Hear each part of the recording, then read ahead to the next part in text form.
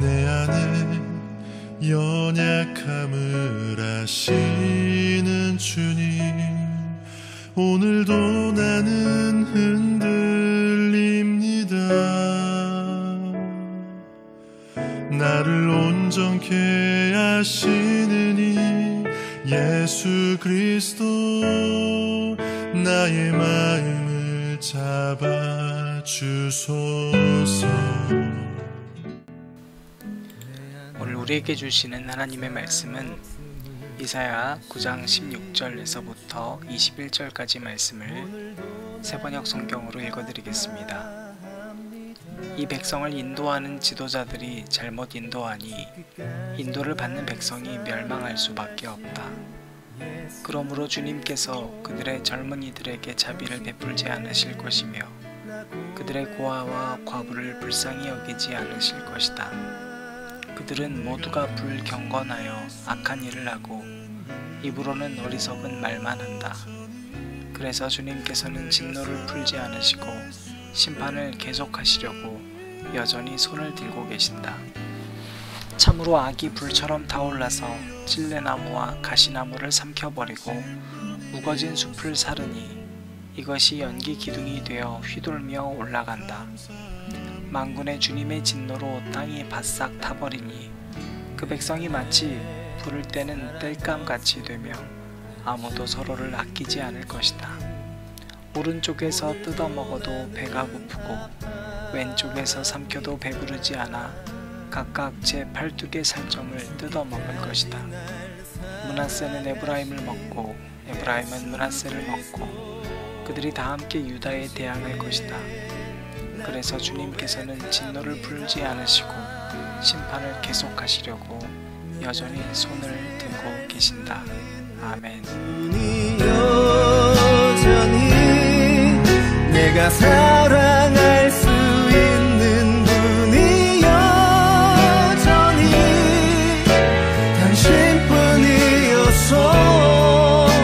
당신뿐이어서 너무나 감사합니다. 내가 의지할 수 있는 분이 여전히, 내가 사랑할 수 있는 분이 여전히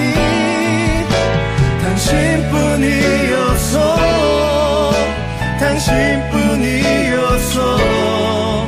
너무나 감사합니다.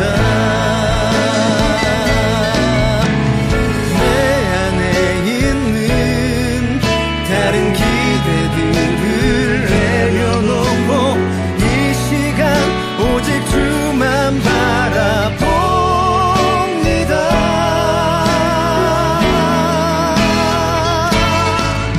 내가 의지할 수 있는 분이 여전히, 내가 사랑할 수 있는 분이 여전히 당신뿐이어서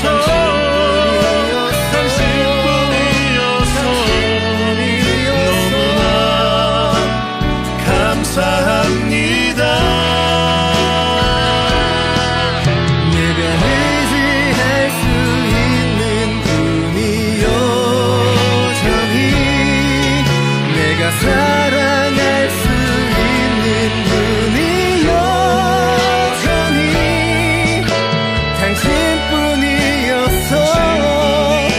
당신뿐이어서 너무나 감사합니다. 너무나 감사합니다. 여전히 당신뿐이어서.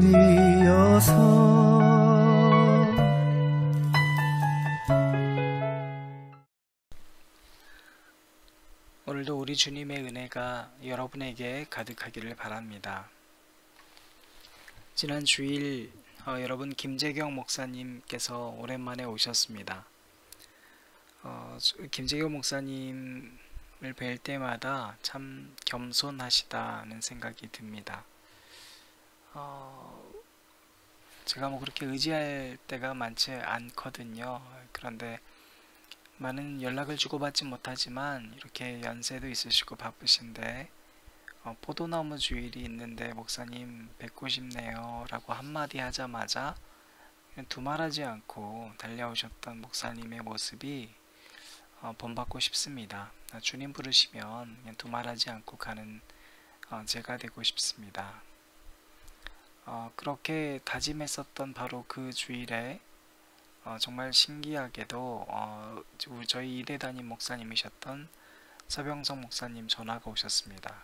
그러더니 저한테 정말 어려운 부탁이지만 오후 예배 설교 좀 해주실 수 없겠냐고 해주셨습니다. 참 신기했습니다. 그리고 저도 두말하지 않고 청년부 일정 조금 조율해서 갈 수 있으면 가겠다고 말씀드렸습니다. 여러분, 화평이라는 건 주님 부르심 따라 사는 건데, 그건 주님 부르실 때 그냥 감사한 마음과 기쁜 마음으로 갈 수 있는 것 같습니다. 김재경 목사님 모셔서 해주셨던 설교도 참 좋았습니다. 킹덤이라는 넷플릭스 드라마를 소개해 주셨는데요. 저는 좀비 영화를 그렇게 썩 좋아하는 편은 아니었습니다. 또 주일 설교 때 그 얘기를 들으니까 좀 처음에는 뭐지 했습니다. 그런데 좀비 영화를 그날 설교를 듣고 제가 묵상해 보니까 참 끔찍한 것들이 느껴졌습니다. 제가 그 좀비 영화를 보면서 몇 가지 특징들을 예전에 발견했었거든요. 근데 모든 영화마다 사실 특징이 있습니다. 예를 들면 코미디 같은 경우는 관객들의 평균적인 수준보다 조금 낮은 대상을 향해 만들 때, 빗대어서 만들 때 좀 더 인기를 끈다고도 하고, 또 비판적인 작품들은 관객의 평균 수준을 향할 때 이게 통할 수 있다라고 하거든요. 그러니까 흔한 스토리 가운데 하나가 뭐가 있어요? 여러분, 신데렐라 스토리가 있잖아요. 아주 어려운 상황, 힘겨운 상황, 우리의 어떻게 보면 전 사회적인 그 평균에서 좀 더 낮은 곳, 그것도 극한에 있는 사람이 어찌됐건 성공한다는 신데렐라 스토리가 우리에게 참 쾌감을 불러일으키죠. 그래서 왕을 무찌르고, 그죠? 항상 거역하고 뭔가 개혁하는 그런 것들이 우리를 좀 흥미진진하게 이끌어 갑니다. 그런데 여러분, 좀비 영화는 그런 게 없어요. 그냥 무조건 사람을 잡아먹습니다. 잡아먹는데 끝나는 게 아니에요. 계속 전이가 되고 전파돼서 전염이 되는 거예요. 심지어 자기 자녀, 아내, 남편, 뭐 왕, 가난한 자, 부한 자, 그런 게 어디 있어요. 그냥 물리면 끝나는 거예요. 그리고 한번 물리면 그 당사자도 더 이상 사람을 알아보지 못해요. 아무리 가족이어도, 아무리 애인이어도, 아무리 사랑하는 사람이어도 알아보지 않고 같이 물어뜯어요. 심지어 서로가 서로에게 걸려서 뭐 잘려도 전혀 감각이 없어요. 하나님의 공의와 사랑을 논함에 있어서 우리가 한 가지 분명히 생각해야 될 게 있습니다.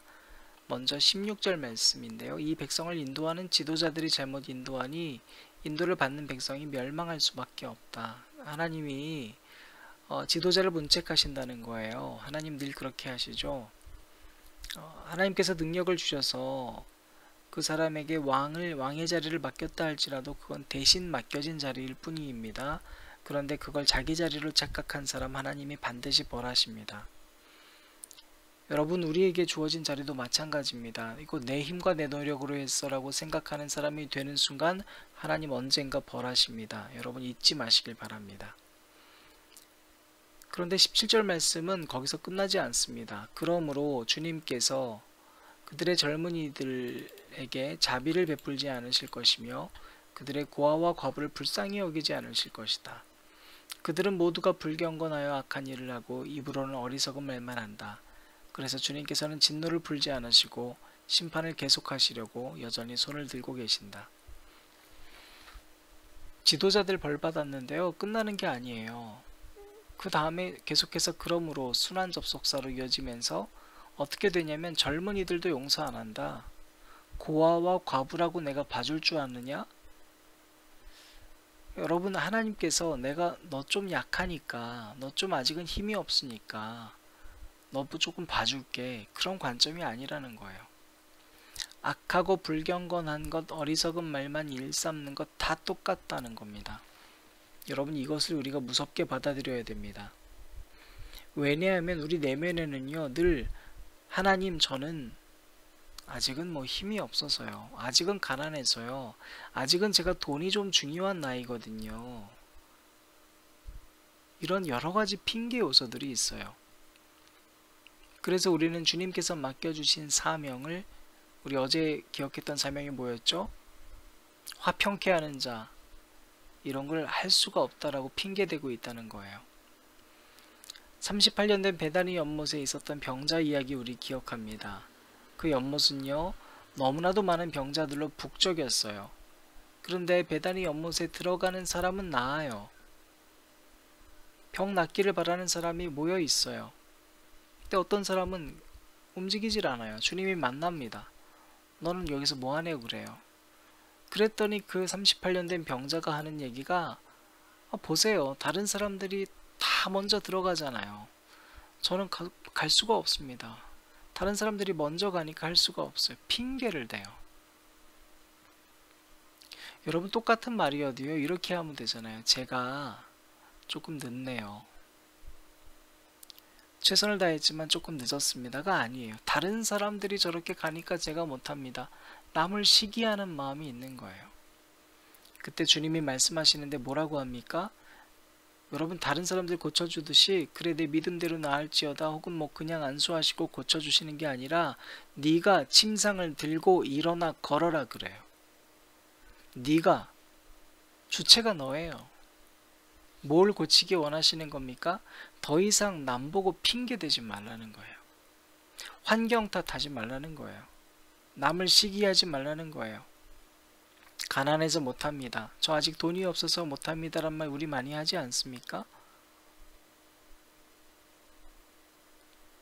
여러분, 우리가 여러가지 핑계를 댈 때는요, 사실은 주님을 보고 핑계대는 게 아닙니다. 타인을 보고 핑계대는 거예요. 저 사람에게는 하나님 복을 주셨잖아요. 제겐 아직 안 주셨잖아요. 저는 아직은 그렇게 못합니다. 언뜻 생각나는 장면이 있지 않으세요? 맞아요, 여러분. 2달란트, 5달란트 가진 자를 보고 1달란트의 귀함의 가치를 땅 밑에 파묻어 버린 사람, 바로 그 사람이 38년 된 베다니에 있었던 38년 된 병자였어요. 배경만 바뀌었을 뿐, 여러분, 똑같은 사람이에요. 저 사람은 걸을 수 있잖아요. 저 사람은 친구들이 있네요. 도와주는 사람이 있네요. 난 안 돼요. 여러분, 그래서 실제로 아무것도 안 하고 있는 사람은 그 내면에 뭐가 쌓이냐면 분노감이 쌓이는 거예요. 움직이는 사람을 향한 분노예요. 살아있는 사람들을 향한 분노예요. 나보다 조금 더 빨리 가는 사람을 향한 분노예요. 시기예요. 질투예요. 결국 그것이 자기 내면을 향해 공격하기 시작해요. 그래서 타인을 헐뜯기 시작합니다. 여러분, 정말로 무감각해진 것은 더 무서워집니다. 계속 서로 뜯어먹습니다. 그래야 산다고 생각하는 거예요. 남을 뜯어야 내가 산다고 생각해요. 예전에 청년들과 이야기할 때 그런 얘기를 들었습니다.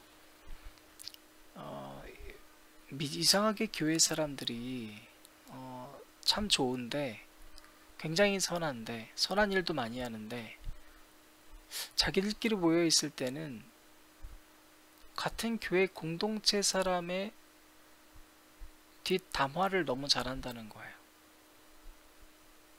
근데 그걸 보고서 웃는 모습이 소름이 돋더라는 거예요. 더 무서운 건 뭐냐면 그분이 느끼기에는 그렇게 느꼈대요. 주변에 있던 사람들이 아무도 말리지 않고 함께 웃는 것이 무섭더라는 거예요. 무감각해진 거예요.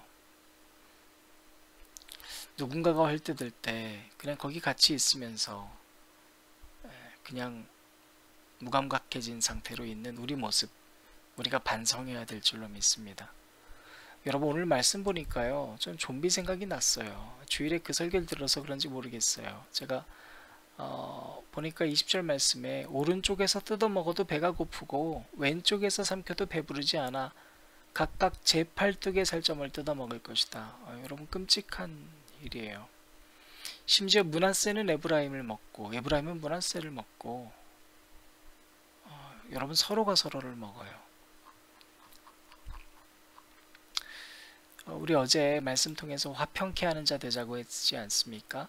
우리가 서로를 화평케 하고 있는 자인지, 모일 때마다 말씀 실컷 읽고 나서 서로를 헐뜯고 교인들을 헐뜯고 성도들을 헐뜯고 특정한 누군가를 헐뜯으면서도 무감각해진 건 아닌지 돌아봤으면 좋겠습니다. 오늘 마지막 찬양은 여러분 위로브 찬양의 사랑이 소망됨을 이라는 찬양이거든요. 이 찬양 들으면서 우리의 소망이 사랑이 되길 바랍니다. 여러분, 가사는요, 이 땅을 지으신 주님이 우리 모습도 만드셨네. 주의 손이 펼치신 사랑을 스스로 우리께 보이셨네. 삶 속의 수많은 경쟁 속에서도 우리가 살아가는 현실 속에도 우리는 사랑이 소망됨을 신뢰해. 사랑이 소망되는 저와 여러분 되시기를 주님의 이름으로 축원합니다.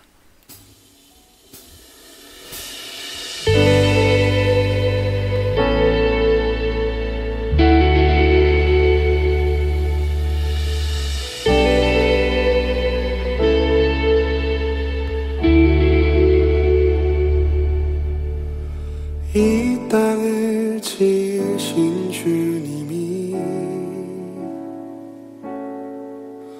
우리의 모습도 만드셨네. 주의 손이 펼치신 사랑을 스스로 우리에게 보이셨네. 삶 속의 수많은 경쟁 속에서도 우리가 살아가는 현실에서도 우리는 사랑이 소망됨을 신뢰해. 창조주의 사랑이 영원한 그 사랑으로 이 땅을 지으셨네. 지으신 그 뜻 따라 우리 살아가리. 우리는 사랑이 소망됨을 신뢰해. 창조주의 사랑이